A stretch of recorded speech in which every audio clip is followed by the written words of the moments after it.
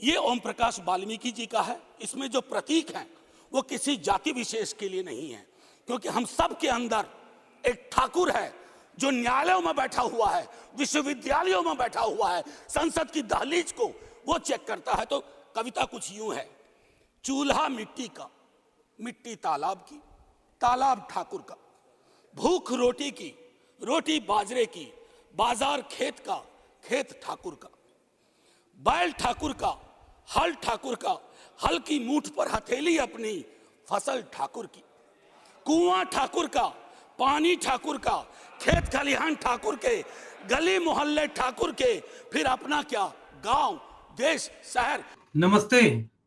तो आपने ये वीडियो जो सुनी, ये प्रोफेसर मनोज झा का 21 सितंबर को सदन में दिए गए भाषण का एक अंश है, जिसमें उन्होंने ओम प्रकाश वाल्मीकि की कविता ठाकुर का कुआं का पाठ किया। 21 सितंबर यानी आज से तकरीबन हफ्ते भर पहले, लेकिन अब उस पर एक विवाद गहरा गया है। बिहार की राजनीति में यह पूरा विवाद ठाकुर बनाम ब्राह्मण होता जा रहा है। आरजेडी के भीतर से कोई विधायक इसकी आपत्ति कर रहा है, तो आरजेडी दूसरी तरफ यह कह रही है कि इसमें कुछ भी गलत नहीं है। इस कविता के विवाद के बहाने एक बार इस पर बात करते हैं। ये कविता किसकी है, किस संदर्भ में कही गई, कविता का प्रतीक बिंब का अर्थ क्या है और राजनीति इसे किस स्तर पर ले जाना चाह रही है। ओम प्रकाश वाल्मीकि की कविता ठाकुर का कुआं, जो आपने अभी वीडियो में सुना, ठाकुर का कुआं शीर्षक से 1932 में प्रेमचंद ने कहानी लिखी थी, उसका भी शीर्षक था ठाकुर का कुआं। ओम प्रकाश वाल्मीकि ने 1981 में आकर के कविता लिखी जो 1989 में प्रकाशित होती है, उसका भी शीर्षक था ठाकुर का कुआं। महिला आरक्षण विधेयक पर संसद में बहस चल रही थी। आरजेडी के सांसद और दिल्ली विश्वविद्यालय के सोशल वर्क डिपार्टमेंट के प्रोफेसर मनोज कुमार झा ने एक कविता पढ़ी, ठाकुर का कुआं। चूल्हा मिट्टी का, मिट्टी तालाब की, तालाब ठाकुर का, जो आपने पूरी कविता सुनी। और इस कविता को पढ़ते हुए, पढ़ने से पहले प्रोफेसर मनोज झा ने एक डिस्क्लेमर दिया कि हम सब में एक ठाकुर है जिसे हमें मारना है। कविता पढ़ी और कविता के बाद में फिर से डिस्क्लेमर दिया कि यह किसी एक के ऊपर कोई टिप्पणी नहीं है। हम सब के भीतर कोई ना कोई ऐसा तत्व है जो सदन में है, जो विश्वविद्यालयों में है, यानी एक ठाकुर सदन की दहलीज पर, एक ठाकुर विश्वविद्यालय में, एक ठाकुर मीडिया में, ऐसे करके उनका एक संदर्भ है। हमें उस ठाकुर को मारना है जो बहुत सारे लोगों का हक छीन रहा हो। मेरे अंदर भी एक ठाकुर है। यानी एक प्रोफेसर कविता को प्रतीकों, बिंबों के जरिए अपने अर्थ को, महिला आरक्षण की बहस में विषमता को लेकर के जो बंटवारा है पूरे देश में, कहीं जाति के नाम पर, कहीं जेंडर के नाम पर, उसको एड्रेस कर रहे थे। लेकिन बिहार की राजनीति में अभी अभी इस पर भूचाल आ गया। आरजेडी से ही विधायक हैं चेतन आनंद। सबसे पहले वो फेसबुक लाइव में आकर के ये कहना शुरू कर देते हैं कि हमारे ठाकुर समाज को प्रोफेसर मनोज कुमार झा ने चिन्हित करके कविता सुनाई जो हमारे अपमान, हमारे मान सम्मान, प्रतिष्ठा के खिलाफ जाती है। चेतन आनंद और आरजेडी के विधायक हैं, ध्यान रखिएगा। जिस आरजेडी के राज्यसभा सांसद मनोज कुमार झा हैं, उसी पार्टी के चेतन आनंद जो विधायक हैं, उन्होंने आपत्ति दर्ज कर दी कि हम ठाकुरों का अपमान किया जा रहा है। उन्होंने बड़ी कड़े शब्दों में इसकी आलोचना की। और फिर उसी के बाद उनके पिता का तुरंत बयान आना शुरू हो गया, आनंद मोहन का। और यह बयान आप देखेंगे, कविता 21 सितंबर को पढ़ी गई, बयान 27, 28, अब आज 29 सितंबर है। और उन्होंने कहा कि अगर मैं सदन में होता और हमारे अपमान के लिए अगर ऐसी कविता पढ़ी गई होती तो मैं जबान खींचकर सभापति के आसन की तरफ उछाल देता। हम किसी से ये उम्मीद नहीं करेंगे कि वो हमारी पूरे समाज की आन बान प्रतिष्ठा पर इस तरह का प्रहार करे। पत्रकारों ने फिर पूछा, ये आपके बेटे जिस पॉलिटिकल पार्टी के विधायक हैं, पत्नी, आप सारे लोग जिस गठबंधन के हिस्सा हैं, मनोज कुमार झा तो उसी पार्टी के हैं, फिर आप ये बयान क्यों दे रहे हैं? आप विचार करेंगे? उन्होंने कहा नहीं, कोई विचार नहीं, हम इस पर कोई भी समझौता नहीं करेंगे, पार्टी बाद की चीज है, ये हमारे आन बान शान पर सवाल खड़ा हो गया। अब उसके बाद प्रतिक्रियाओं का दौर शुरू हो जाता है। सबसे पहले आरजेडी के प्रवक्ता, चाहे वो शक्ति यादव हो, चाहे उनके वरिष्ठ नेता शिवानंद तिवारी हो, वे सारे लोग पक्ष लेने लगते हैं कि आरजेडी राज्यसभा सांसद मनोज झा ने कुछ भी गलत नहीं कहा, और उन्होंने जिस संदर्भ में वो बात कही है उस संदर्भ पर बात नहीं हो रही। फिर लालू प्रसाद यादव जी से कल और आज, कल एक कार्यक्रम में, राजकमल के कार्यक्रम में वो गए हुए थे, लालू प्रसाद यादव से जब पत्रकारों ने पूछा कि मनोज झा ने जो कविता पढ़ी उस पर आनंद मोहन इस तरह की प्रतिक्रिया कर रहे हैं कि वो होते तो ये करते वो करते, लालू यादव पलट कर बोलते हैं कि प्रोफेसर मनोज झा बहुत पढ़े लिखे इंसान है, प्रोफेसर मनोज झा ने कुछ भी गलत नहीं कहा। यानी आरजेडी अपने राज्यसभा सांसद के साथ खड़ी है कि उन्होंने कुछ भी गलत नहीं कहा। आज के एक कार्यक्रम में जब बच्चों को राजगीर घुमाने के लिए कुछ बच्चे राबड़ी आवाज से जा रहे थे तो लालू जी उनको झंडी दिखाने बाहर आए, पत्रकारों ने फिर से यही सवाल किया कि भाई आपकी पार्टी के चेतन आनंद तो बहुत खराब ढंग से प्रोफेसर मनोज झा को निशाने पर लिए हुए हैं। लालू प्रसाद यादव ने कहा कि वो जितनी अकल होगी उतनी ही ना बात करेंगे। ये आनंद मोहन, जब आनंद मोहन के ऊपर सवाल किया गया तो लालू जी ने कहा कि जितनी अकल होगी, उनको उनके समाज के लोग बड़ा मानते होंगे और बड़े नेता बनना चाहते भी हैं। ये आनंद मोहन के लिए लालू यादव कह रहे हैं, उन्हें ऐसी बातें बोलने से परहेज करना चाहिए। यानी इससे स्पष्ट हो गया कि जो विवाद का रंग इसे दिया जा रहा था, आरजेडी को घेरने के लिए इस कविता का इस्तेमाल किया जा रहा था, प्रोफेसर मनोज झा को ठाकुर विरोधी घोषित करने की एक कोशिश की जा रही थी। राष्ट्रीय जनता दल अपने नेता के साथ पूरी शिद्दत से खड़ी हो गई। वहीं दूसरी तरफ उनके गठबंधन का दूसरा और प्रमुख घटक दल जेडीयू कमोबेश शांत है इस पूरे प्रकरण पर, उसका कोई उस तरह से बयान नहीं आ रहा। बीजेपी के बड़े नेता भी खामोशी अख्तियार कर लिए हैं और अंदर से अब इस पूरे पॉलिटिकल विमर्श को हम समझने की कोशिश करेंगे और फिर जरा उस कविता के बहाने फिलॉसफी, कविता, प्रतीक, बिंब, साहित्य और राजनीति के रिश्ते पर भी बात करेंगे। एक बहुत प्रसिद्ध शेर है मिर्जा गालिब का, यारब न वो समझे हैं ना समझेंगे मेरी बात, दे और दिल उनको जो न दे मुझको ज़बां और। लोग कहां से इस बात को समझेंगे? देखिए, भारतीय जनता पार्टी आज भी दक्षिण भारत के कुछ राज्यों को छोड़ दें तो बाकी जगह पर वर्चस्व की दिशा में बढ़ती चली गई। एक राज्य ऐसा है उत्तर भारत का जहां आज भी उनका मुख्यमंत्री नहीं है और यह भारतीय जनता पार्टी को बहुत परेशान करने वाली बात है। और वो भी बिहार जैसा राज्य, 40 लोकसभा सीटें और इतना महत्वपूर्ण राज्य, आज भी वहां पर बीजेपी हाशिए पर है। और बीजेपी को जब भी राजनीति बिहार में करनी पड़ी, बिहार में बीजेपी ने चाहे जेडीयू का साथ लेना पड़ा हो तब सत्ता पाई, या उसके बाद रामविलास पासवान हो, जीतन राम मांझी को आज अपने साथ लिए हुए हैं, चाहे आज सन ऑफ मल्ला से लेकर के तमाम सामाजिक न्याय की बात करने वाले धड़े जब बीजेपी के साथ खड़े हुए तब बीजेपी सत्ता में आई।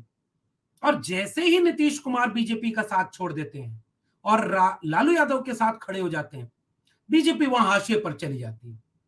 बाकी पॉलिटिकल समीकरण वो साधने की कोशिश करती है, लेकिन लगातार बीजेपी फिर लालू वर्सेस नीतीश करने की कोशिश में कोई भी तीर जाया नहीं होने देती, कोई भी मौका चूकना नहीं चाहती। इसलिए सियासी तबके में यह हलचल है कि इस बात को हवा देने के पीछे भारतीय जनता पार्टी की मंशा है कि हम जो ठाकुर समुदाय है उसको इस बात के लिए नाराज कर दें कि प्रोफेसर मनोज झा ने आपके समाज का अपमान कर दिया। और ये एक बहुत महत्वपूर्ण 2024 के चुनाव के पहले एक इसे महत्वपूर्ण रंग देने की कोशिश की जा रही है। आप गौर करिए, बीजेपी के बड़े नेता इस तरह से कोई प्रतिक्रिया नहीं दे रहे। बाकी लोगों की प्रतिक्रियाएं आई हैं, जो बिहार राज्य के नेता हैं भारतीय जनता पार्टी के, उन्होंने उस पर प्रतिक्रिया दी है, लेकिन कोई बड़ी प्रतिक्रिया नहीं है। लेकिन अंदर से बीजेपी इस पूरे मुद्दे को खूब हवा देने में लगी हुई है। उनके अपने प्रायोजित चैनल जो हैं टीवी पर पिछले 2 दिन से लगातार इस पर बहस कर रहे हैं प्राइम टाइम की, और ये साबित करने में लगे हुए हैं कि भाई राष्ट्रीय जनता दल के एक ब्राह्मण राज्यसभा सांसद ने ठाकुरों का अपमान कर दिया। और बीजेपी इसके जरिए एक बहस को शिफ्ट करना चाह रही है कि इन सारे प्रकरणों से नीतीश कुमार नाराज हो रहे हैं। और लालू प्रसाद यादव जब आनंद मोहन के खिलाफ ये बोल देते हैं कि जितनी अकल होगी उतनी ही बात करेगा, और उनके बेटे पर ये सारी बात, और पूरी आरजेडी अपने सांसद के साथ खड़ी हो जाती है।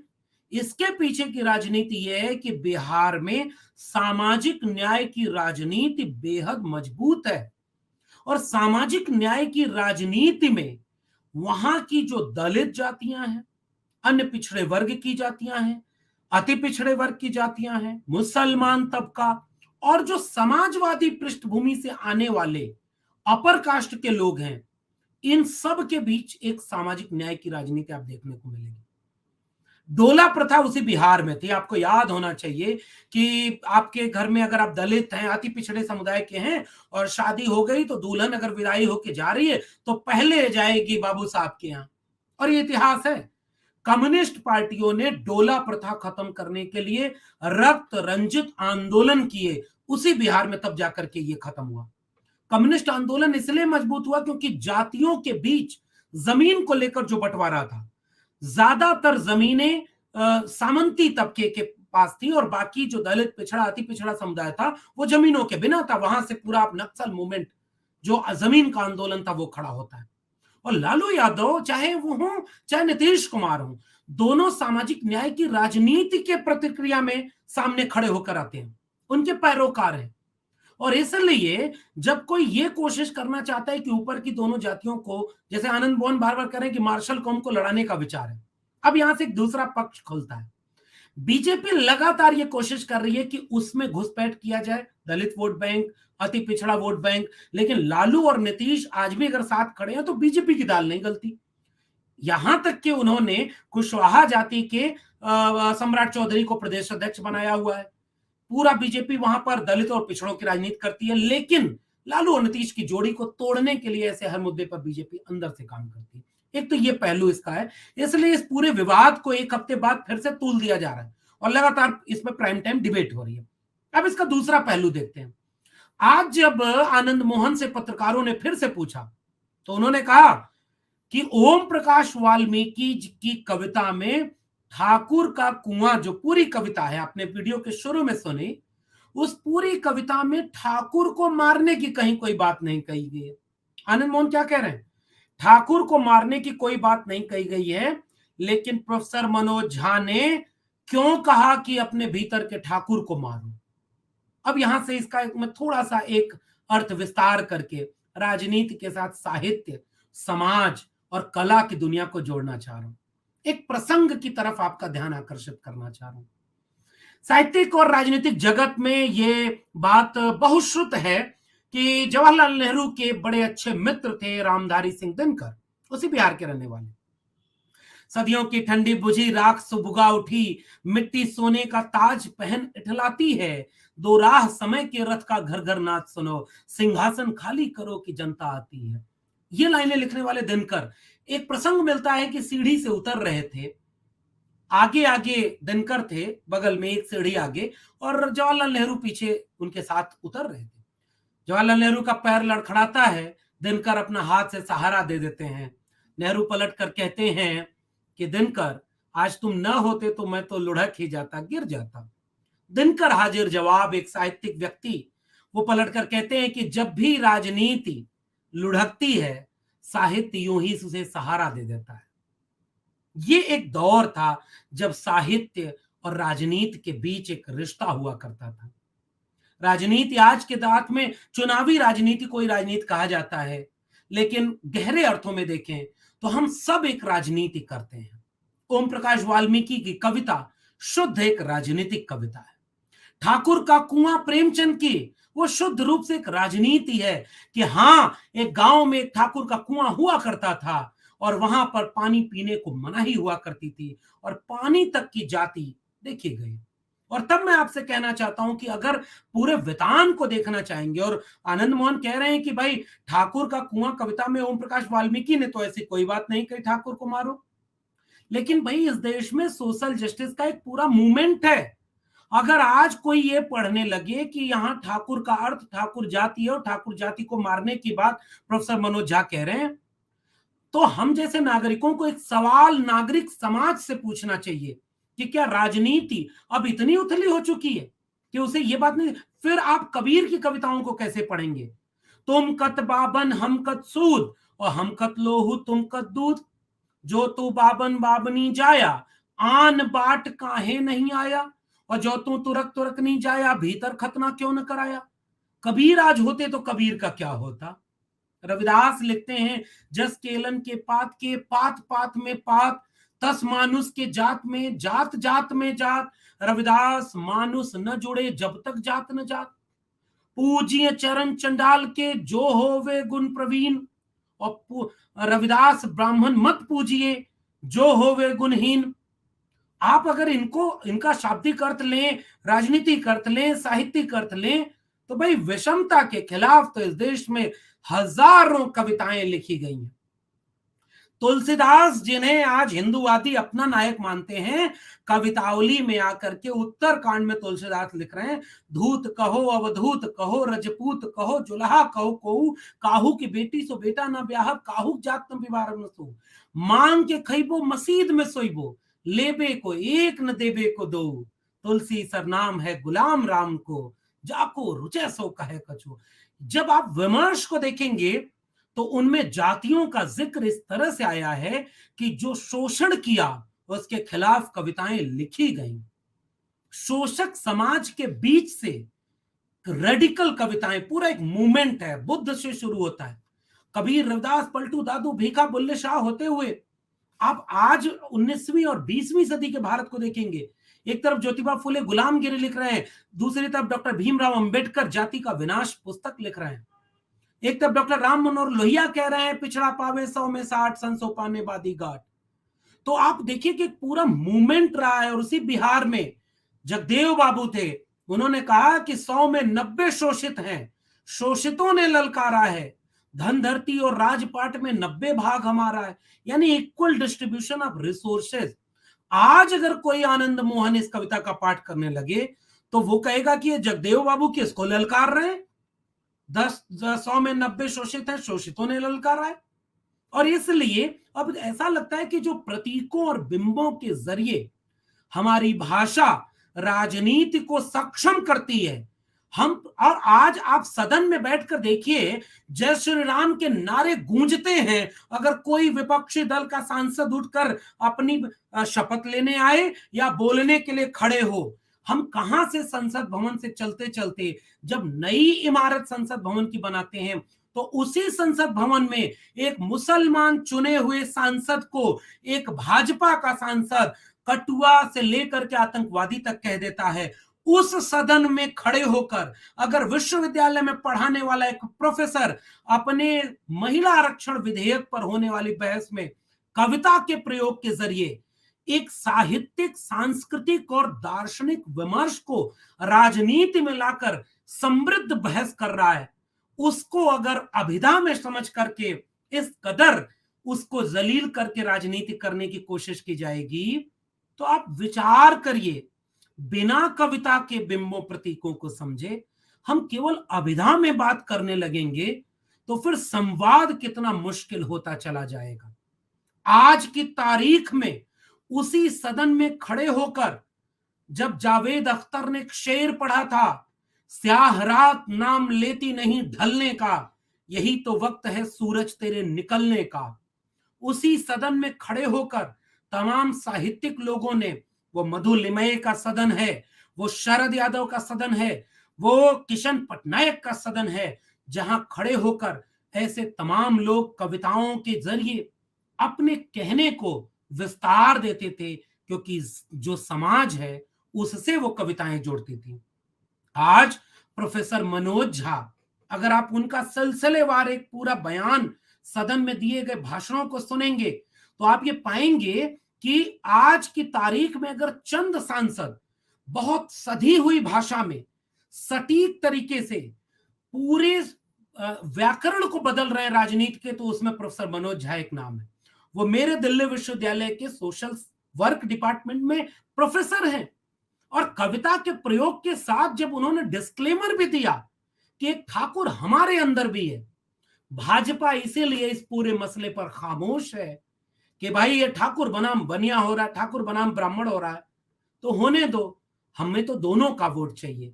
लेकिन बिहार की राजनीति में इस पूरे विवाद को इसलिए खड़ा किया जा रहा है, सवाल ठाकुर के कुआं कविता पर नहीं हो रही है, क्योंकि उस कविता पर अगर बात होगी तो एक छोटी सी कविता का अंश मैं सुनाना चाहता हूं। वही ओम प्रकाश वाल्मीकि कहते हैं, जब भी देखता हूं मैं झाड़ू या गंदगी से बड़ी बाल्टी कनस्तर किसी के हाथ में, मेरे रगों में दहकने लगते हैं यातनाओं के कई हजार वर्ष एक साथ, जो फैले हैं इस धरती पर ठंडे रेत कणों की तरह।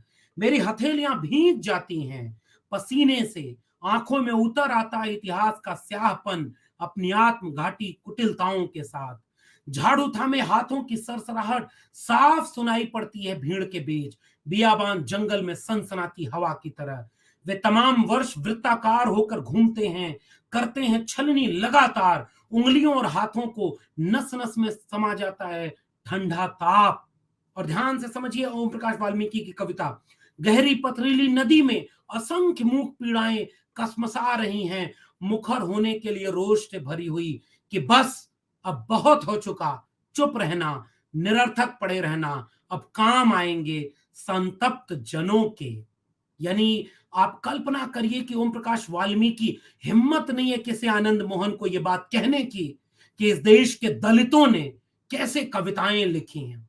आप ओम प्रकाश वाल्मीकि की एक कहानी पढ़ें, घुसपैठिए, बस अब बहुत हो चुका कविता संग्रह, सदियों का संताप कविता संग्रह है।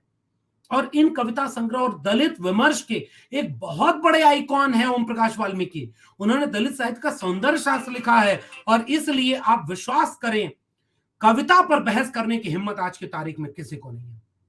आपकी हिम्मत नहीं है कि आप अंबेडकर, फूले पेरियार पर सवाल उठाएं, ओम प्रकाश वाल्मीकि पर सवाल उठाएं।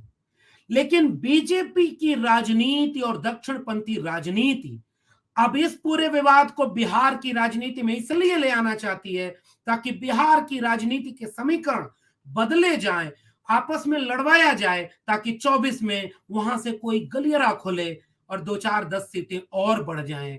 पूरी की पूरी राजनीति इसीलिए मनोज झा की इस कविता को कविता के पढ़ने को विवादों के घेरे में ला रही है। लेकिन आरजेडी पूरी तरह से मनोज झा के साथ खड़ी है, इसलिए बीजेपी खामोश है। लेकिन अंदर अंदर बहुत कुछ चल रहा है, देखना दिलचस्प होगा। जाते जाते मिर्जा गालिब का वो शेर आपके लिए छोड़े जा रहा हूं कि यार अब न वो समझे हैं न समझेंगे मेरी बात, दे और दिल उनको जो न दे मुझको ज़बां। और वो आए हैं मुझसे पूछने, अगर कविता में बात नहीं होगी, प्रतीकों बिंबों में बात नहीं होगी, फिर हम उन्हें कैसे समझाएंगे? उन्हें ही समझने का थोड़ा दूसरा जहन दे दो। हमें इसी तरह से अपने समाज को संबोधित करने का हुनर आता है। आपको ये वीडियो कैसी लगी नीचे कमेंट बॉक्स में बताइएगा। देखते रहिए अजीत अंजुम जी का ये यूट्यूब चैनल। फिर मिलते हैं किसी और विशेषण के साथ, तब तक के लिए बहुत बहुत धन्यवाद।